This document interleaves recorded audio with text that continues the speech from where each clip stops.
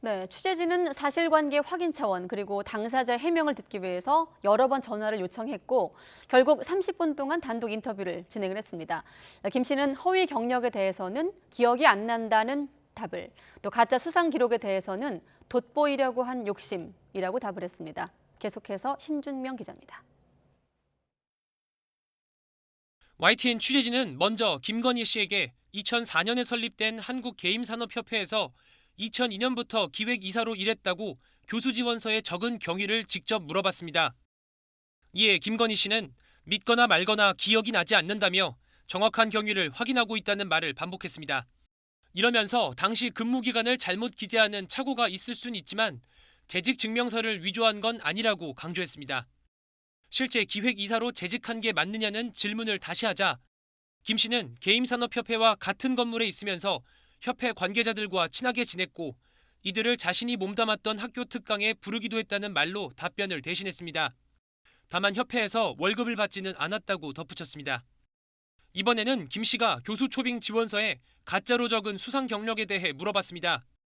특히 수상 경력 3건 가운데 2004년 서울국제만화 애니메이션 페스티벌 대상 경력에 대해선 돋보이려고 한 욕심이었고 그것도 죄라면 죄라며 가짜 수상 경력을 인정했습니다.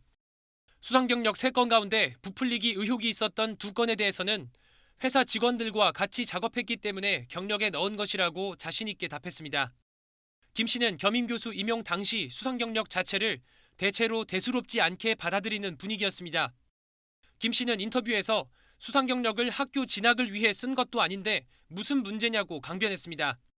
그러면서 자신은 공무원, 공인도 아니고 당시엔 윤석열 후보와 결혼한 상태도 아니었는데 이렇게까지 검증을 받아야 하느냐고 취재진에게 여러 차례 반문했습니다. 김 씨는 자신의 채용으로 누군가는 피해를 봤을 수 있다는 지적에 대해선 자신이 채용되었다고 해서 누군가 채용되지 못하는 일은 없었을 것이라고 주장했습니다. 자신은 공채가 아니라 누군가의 소개를 받아 지원했기 때문이라는 점을 이유로 들었습니다.